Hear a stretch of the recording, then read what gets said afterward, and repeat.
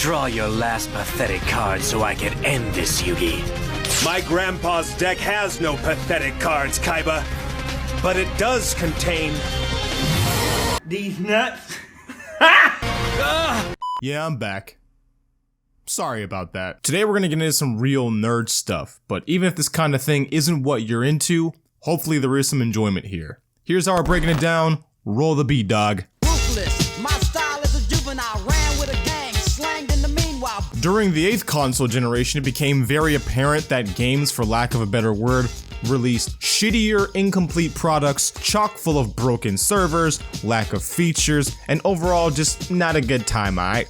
The reason for this is that developers and publishers woke up one day and realized that the names of franchises were all they really needed to get new players in the door.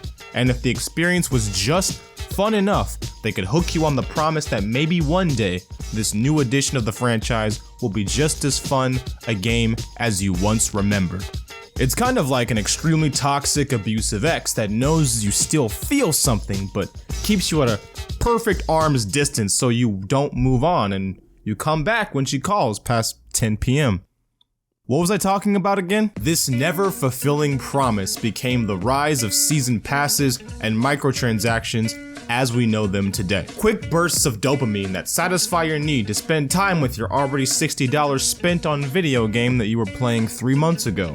The fact that most AAA games are still $60 is a pretty valid debate for another time, but what isn't very debatable is how effective this system is. Let's talk about how card games as physical products make their money. ItsDmaster walks into a card shop and buys a starter deck for the hottest, newest TCG on the market. He remembers the unfortunate fact that it's hard to play card games without friends. Aww. So he enters in a local tournament, and he gets scrubbed by the kid who has money to build the most competitive deck in the meta. This saddens ItsDmaster, but guess what? Oh, silly me, I'm in a card shop. Let's buy some packs. Oh, Lamau, none of the cards are actually the ones I need. It was at this moment that he knew. He fucked up. Here's a fun fact. Most of the shows that accompany these card games are legally not allowed to show packs being opened. You'll wanna guess why? Let's look at Hearthstone as an example. When you buy a pack, whether through in-game currency or real-life money, what you're actually getting are 5 cards, with one of them being a rare or higher. There is no physical supply of cards that determines these rarities, they're digital. Also, you can't trade said cards in for real money, which in my opinion is almost worse than physical cards or even CSGO knives. The only thing that determines said value is whether or not you use the cards themselves or craft different ones of the same value. In English, if you spend $5 hunting for a big juicy gold card and the only way you get it is by chance, that is literally a gamble.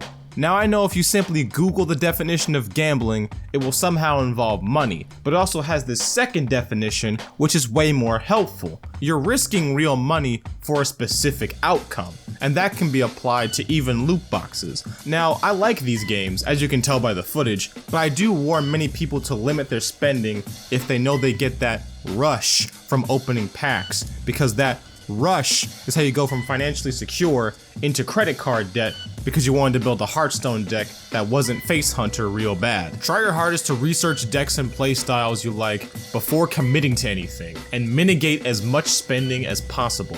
I know it's tempting because Hearthstone, Legends of Runterra, MTG Arena, and a lot of others all start off as free to play, and that's how they always get you. But that is a positive about digital card games and why I like them more than physical ones, and some video games altogether. I'm sorry, but I'm not paying $60 for servers that don't work on launch day. Like, Jesus dog, y'all still can't get that right after 6 years? If you must feel the urge of degeneracy to play card games like I have these past few months, please stick to digital and have tight budgets, limiting your chances of addiction so you can spend more money on Destiny Silver and Tracer skins. I mean, you want to play card games for cheap, just build Face Hunter in Hearthstone, or Zed Lee Sin in Runeterra, easy, clap. Or just play any card game you would physically on Tabletop Simulator. Shit is free 99.